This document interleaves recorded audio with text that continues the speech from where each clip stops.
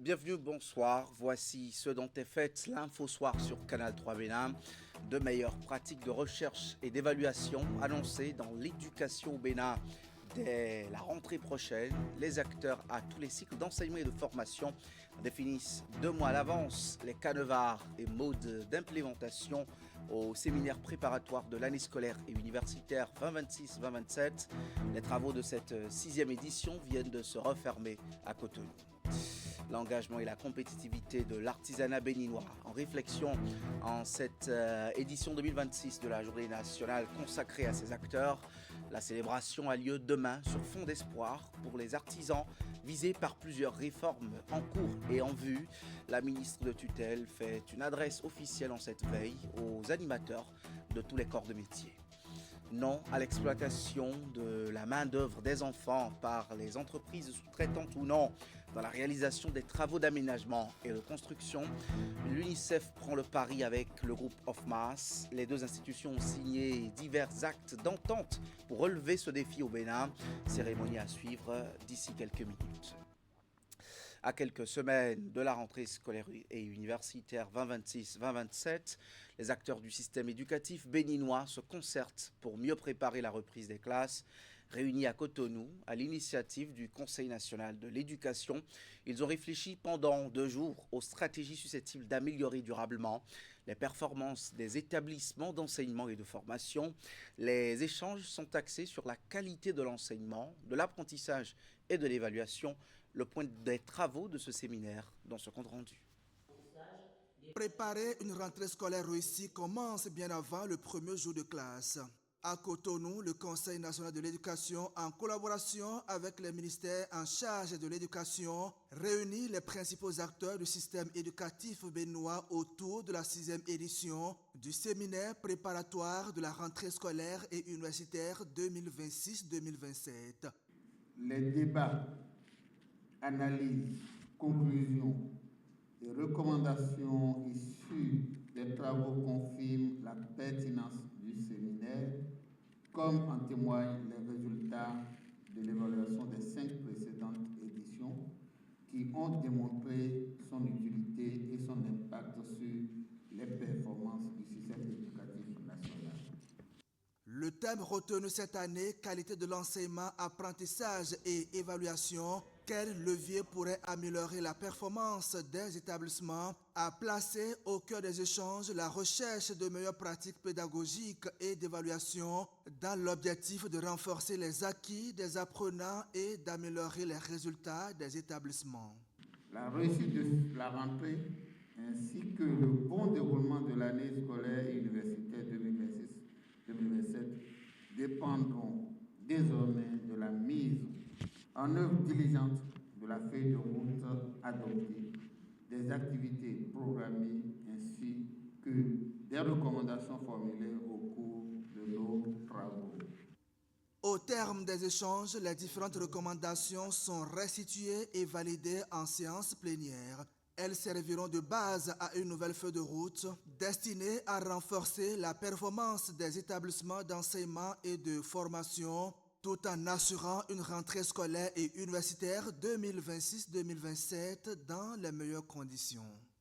Le gouvernement poursuit sa politique de proximité avec les populations. Le ministre porte-parole du gouvernement est allé à la rencontre des Béninois du département du Plateau à Pobet. Wilfried Léandre Rungweji a abordé la gratuité de la scolarisation des filles jusqu'en classe de terminale, les soins d'urgence vitale, les mesures d'accompagnement des producteurs agricoles et les perspectives d'emploi pour les jeunes des 5 communes de ce département. Ils étaient sortis nombreux l'écouter. Reportage. À Pobet, sur la terre qu'il a vu grandir, Wilfried Léandre Rungweji, face à une population venue massivement l'écouter, a développé les nombreuses mesures sociales du gouvernement en faveur des différentes catégories sociales. Le gouvernement a pris quelques décisions et je suis là pour vous les expliquer et prendre vos questions pour approfondir les explications si nécessaire. La démarche, c'est pour que nous ayons la même compréhension, que personne ne vienne nous dire le contraire de ce qu'on doit comprendre, ou bien ce qu'on a entendu sur les réseaux sociaux qui n'est pas vrai, que personne ne nous fasse croire que c'est ça. En sortant d'ici, chacun sait désormais ce qu'il se fait Et chacun sait aussi ce qu'il peut faire en plus pour aider à ce que la ville, le pays se transforme. Des points de vue ont été croisés autour des grands défis du département. Pourquoi ne pas opter pour la gratuité de l'école au niveau des garçons de la 6e en 3e pour que nos jeunes garçons qui désertent l'école et qui s'attachent au Nigeria nous reviennent. Pour ici, on a des facilités pour faire la contrebande. On nous a demandé de mettre un peu au niveau de la douane pour que cela contribue aux réalisations des projets du gouvernement. Il a parlé également au niveau des agriculteurs, où il a parlé des 4 produits importants qui sont subventionnés, surtout le coton d'abord, et il y a une prime de 10 francs par kilogramme au niveau des producteurs, et d'autres 3 produits, et là c'est pour la transformation agroalimentaire. Moi je suis enseignant du supérieur, je suis un docteur en agronomie, donc je pense que ce domaine, ce secteur est tellement vital. Le ministre n'a pas dit qu'il est pressé, il a laissé tout le temps, il est entré dans la population, il a fait une immersion terrible, qu'ils reviennent et que d'autres ministres aussi du gouvernement reviennent pour s'entretenir avec elle. Ces échanges ouvrent de meilleures perspectives pour l'avenir des 5 communes du plateau. Le Bénin célèbre demain, mercredi 22 juillet, la journée de l'artisan béninois JAB 2026, une commémoration annuelle qui met en lumière le génie créatif de l'artisanat en mettant aussi en valeur les contributions au développement socio-économique et culturel. Le rendez-vous de cette année est placé sous le thème « Artisans béninois, engagés et compétitifs ». À quelques heures du lancement des festivités officielles, la ministre des Petites et Moyennes Entreprises et de la Promotion de l'Emploi a délivré un message à l'endroit de tous les artisans du Bénin. Je vous propose ici un extrait de son adresse au micro de Candide Ouinto et Jocelyn Barriga. En cette journée de l'artisanat béninois, je voudrais, au nom du président de la République, son Excellence, M. Romiat Wadaï, du gouvernement et à mon nom propre, rendre un hommage appuyé aux femmes et hommes qui, par leur créativité et leur courage, façonnent chaque jour l'avenir de notre pays. Vous êtes près de 2 millions à exercer avec passion des métiers qui constituent un véritable pilier de notre économie. Par votre travail, vous créez des emplois, formez de la jeunesse, valorisez nos ressources, préservez notre patrimoine culturel et contribuez activement au développement de nos territoires. Le thème de cette année, artisans béninois, engagés et compétitifs, traduit notre ambition commune de faire de l'artisanat un secteur toujours plus performant, innovant et créateur de richesses. Je lance surtout un appel à notre jeunesse. L'artisanat est un secteur d'avenir. Il offre des perspectives réelles d'emploi et d'entrepreneuriat. Avec plus de 300 métiers et 130 certifications professionnelles, chacun peut y construire un parcours de réussite. Le ministère des Petites et Moyennes Entreprises et de la Promotion de l'Emploi, en charge de la formation professionnelle, sera un partenaire attentif, engagé et à votre écoute. Je vous souhaite une excellente célébration de la journée de l'artisanat béninois 2026. Bonne fête à toutes et à tous. C'est déjà l'heure du bilan des 4 premiers mois de gestion dans la commune de Boïcon. Au cours d'une sortie médiatique, la nouvelle équipe dirigeante de la ville a présenté les grands axes de sa gouvernance, de même que l'initiative des forces vives de Boïcon. Ferdinand Bokosayaou, le maire, était face à des représentants de diverses couches socio-professionnelles et des professionnels des médias. Imet Hélène Amoussou. Une premier, la rencontre instaure un espace d'échange et de dialogue avec les citoyens.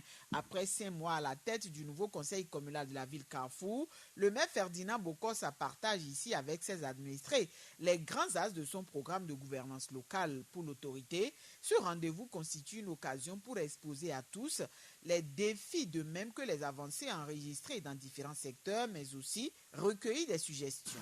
Ce rendez-vous périodique sera un espace d'échange, de dialogue, de transparence et de redevabilité parce que nous sommes convaincus qu'une gouvernance moderne doit être ouverte, participative et proche des citoyens. Alors qu'aujourd'hui, les défis en matière de salubrité restaient encore importants, nous avions souhaité améliorer cette initiative. Les premiers résultats sont déjà perceptibles. Plusieurs quartiers retrouvent progressivement un meilleur cadre de vie. Prévu pour se perpétuer durant tout le mandat, l'initiative est dénommée Le maire face à la presse. À ce premier numéro, le maire de Boïko, en plus de l'assainissement, a évoqué les actions entreprises dans le domaine du transport. Il n'a pas occulté les efforts consentis pour l'organisation d'un séminaire des forces vives de Boïko. En initiant ce séminaire, il se présente aujourd'hui comme les états généraux de la commune de Boïko. Notre objectif est clair: construire ensemble une vision partagée du développement de notre ville. Nous voulons faire émerger des idées nouvelles, identifier les priorités, définir une feuille de route consensuelle et mobiliser toutes les compétences de la commune au service de Boïko. Les rendez-vous, le maire face à la presse, permettront également de rendre compte périodiquement de la gouvernance de la cité. Chaque édition portera sur un thème et proposera des solutions concrètes pour le développement et le rayonnement de la ville Carrefour. L'école d'été sur l'intelligence artificielle, label du tandem Bénin Excellence Fondation Vallée, est d'ores et déjà lancée au titre de cette année 2026. La cérémonie officielle d'inauguration de cette 6e session d'initiation des jeunes passionnés des nouvelles technologies à la puissance et à la magie de l'intelligence artificielle s'est tenue ce lundi. L'événement a rassemblé apprenants, formateurs et partenaires dans les locaux de la bibliothèque Bénin Excellence de Godomain. C'était à Bomé-Calavi. Compte rendu, Hugues Vinigbe et Simon Rolon. À la bibliothèque Bénin Excellence de Godomé, les classes de programmation, machine learning et robotique sont à nouveau ouvertes. L'école d'été sur l'intelligence artificielle accueille ses apprenants pour la 6e année consécutive.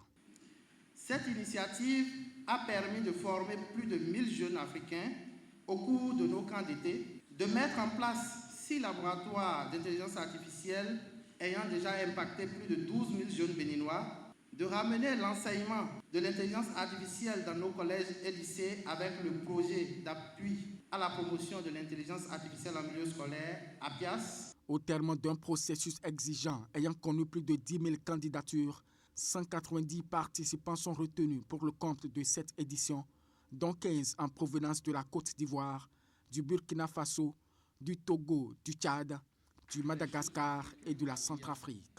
Nous avons un jury composé de plus de 60 personnes et chaque candidature est évaluée au moins 2 fois par des personnes différentes. Ensuite, les à peu près 300 à 400 meilleurs sont retenus. Il y a des entretiens oraux et c'est à l'issue de ces entretiens que les lauréats finaux sont choisis. L'initiative de l'ONG Bénin Excellence et de la Fondation Vallée est soutenue par plusieurs partenaires traditionnels que sont l'Agence française de développement et le PNUD. Selon le plan stratégique du PNUD 2026-2029, l'intelligence artificielle et la transformation numérique sont l'un des 3 grands accélérateurs de progrès. L'IA y est positionnée comme un levier transversal incontournable pour atteindre la prospérité, la gouvernance, la résilience et la préservation de la planète. Démarré la semaine écoulée, le EIA 2026 prend fin le 14 août. Les droits de l'enfant s'invitent au cœur des pratiques des entreprises au Bénin. L'UNICEF et le groupe of Mass ont scellé un partenariat visant à prévenir le travail des enfants, notamment sur les chantiers et dans les chaînes de sous-traitance. Les temps forts de cette cérémonie de signature des documents dans ce reportage de Teddy Goudalo et Elvis Tonoukouin. Une nouvelle alliance en faveur de la protection des enfants. À travers la signature de ce partenariat, l'UNICEF et le groupe OFMAS unissent leurs efforts pour faire de la promotion des droits de l'enfant une priorité, notamment dans les secteurs d'activité où les risques de travail des enfants demeurent une préoccupation. Ce mémorandum d'entente est bien plus qu'un document. Il représente un engagement commun à agir ensemble pour améliorer concrètement la vie des enfants, des adolescents et des communautés au Bénin. Notre responsabilité va au-delà de la réalisation d'infrastructures. Construire, c'est aussi contribuer à bâtir des communautés plus sûres, plus inclusives et plus résilientes. Au cœur de ce partenariat, une ambition claire, prévenir le travail des enfants, en particulier sur les chantiers et tout au long des chaînes de sous-traitance. Les deux partenaires entendent également promouvoir des pratiques responsables conformes aux droits fondamentaux des enfants, tout en sensibilisant les différents acteurs impliqués. Nous encouragerons également davantage de jeunes filles à s'intéresser aux sciences, à la technologie, à l'ingénierie et aux mathématiques, notamment dans les zones où les obstacles à leur accès aux opportunités éducatives restent importants. Cette initiative s'inscrit pleinement dans la dynamique portée par le gouvernement du Bénin, qui place le développement du capital humain, la protection sociale, l'amélioration du cadre de vie et le développement durable au cœur de son action. Au-delà des signatures, cet accord ouvre la voie à une collaboration durable entre les deux institutions. Pour l'UNICEF et le groupe OFMAS, protéger les enfants, c'est aussi encourager le secteur privé à intégrer les principes de responsabilité sociale dans ses activités et à contribuer à la construction d'un environnement plus sûr et plus protecteur pour chaque enfant. Pour la première fois en Afrique, l'Organisation mondiale des douanes, avec l'appui conjoint de la coopération japonaise, a permis aux administrations du Bénin et du Nigeria de se frotter aux outils modernes de renseignement géospatial. Cette initiative met ces outils de renseignement au service de la lutte contre la fraude douanière sous toutes ses formes. Cela favorise le renforcement de la surveillance des frontières et l'optimisation des interventions sur le terrain. Virgile Reléon pour les détails. Le renseignement géospatial intègre désormais et de façon irréversible les techniques de lutte contre la fraude transfrontalière en Afrique. L'opération Géocontrôle, organisée pour la première fois sur le continent, en est l'illustration vivante. Pendant 3 jours, le Bénin et le Nigeria ont expérimenté les outils de renseignement géospatial au cours d'une opération douanière conjointe dont la finalité est de renforcer la surveillance des frontières, d'affiner la détection des activités illicites et d'optimiser les interventions sur le terrain. Les enjeux, c'est pouvoir anticiper parce qu'il faut partir des données concrètes en termes de saisie, en termes de position des administrations, des unités de contrôle, etc. Faire une analyse en amont pour pouvoir déployer de façon efficiente les équipes sur le terrain et rentabiliser également les ressources dont on dispose. Ça rend le contrôle plus efficace. Pour réaliser des performances douanières évidentes, les douanes africaines doivent désormais miser sur l'innovation technologique. C'est d'ailleurs la raison d'être de cette opération qui a mobilisé des drones, des gyrocoptères, des systèmes de cartographie numérique et des outils de renseignement géospatial associés à une analyse avancée des risques. Elle traduit la volonté des deux États de renforcer leur coopération face aux défis liés au trafic transfrontalier. Aujourd'hui, nous avons la chance d'avoir en dehors des équipements modernes, notamment les drones et les gyrocoptères, une cohésion interforce qui nous permet d'aller plus loin. Et si nous maintenons cette dynamique en travaillant encore et encore sans désemparer avec la culture de l'intégrité comme valeur cardinale, je crois que le meilleur est à notre portée. Dans un environnement commercial de plus en plus complexe et fondé sur les données et le renseignement, les administrations douanières se doivent d'utiliser des équipements modernes et c'est tout l'enjeu de l'opération Géocontrôle. On va finir avec les droits humains. De plus en plus, il faut dire que l'État béninois et la société civile s'organisent pour la dénonciation des cas de violence basés sur le genre. Lorsque ces cas se produisent, non seulement les victimes sont en droit de porter plainte contre l'auteur ou les auteurs, mais des procédures s'enclenchent aussi contre ces présumés auteurs et leurs complices. Focus sur l'arsenal de répression disponible au Bénin avec Assiong Monkani, Assiongbo et Simon Khoulonou dans ce reportage. Pour mettre fin aux violences basées sur le genre, deux choses sont essentielles, la sensibilisation et la répression. Ces deux choses ont pour but d'aider à changer les mentalités, de promouvoir l'égalité des genres et casser les stéréotypes. Dans le monde entier se célèbre dans le mois de novembre 16 jours d'activisme qui sont dédiés à cette campagne de sensibilisation pour pouvoir informer les gens dans tous les secteurs sur les méfaits des violences basées sur les genres, sur les dispositions légales qui existent dans notre pays et qui découragent la pratique. Mais la sensibilisation et l'application restent des défis à relever. Les communautés doivent s'approprier ces lois et les appliquer.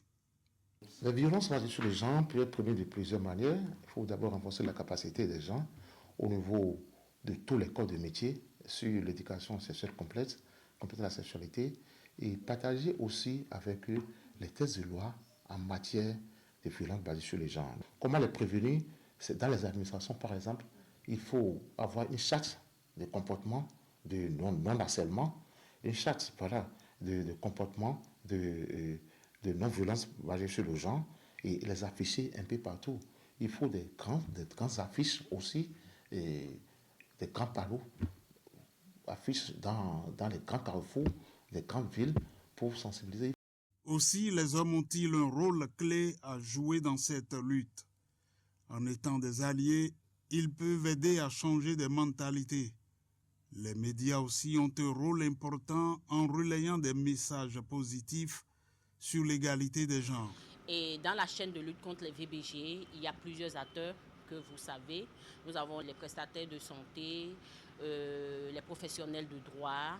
Moi, en tant que journaliste, ce que je fais, la pierre que j'apporte à l'édifice, c'est déjà à travers la réalisation de contenu, propositions, faire des reportages, mener des enquêtes, documenter et diffuser la réalité des femmes, diffuser le quotidien des femmes, mais diffuser également les progrès qu'on a enregistrés en matière de lutte contre les violences basées sur le genre dans nos pays. Pour venir à bout de ce fléau qui détruit des vies, le combat doit être l'affaire de tous, reconnaissent unanimement les personnes engagées contre. Pour elles, chaque geste compte pour arrêter les violences basées sur le genre. Merci d'avoir suivi ce 19h30 sur Canal 3 Bénin. Il est désormais terminé. À 20h, c'est l'info continue. À suivre le débat sur la discrimination positive et l'état des lieux aujourd'hui au Bénin avec Delphin Gagana et Paul Arnaud Deguénon, deux habitués du plateau de l'info continue.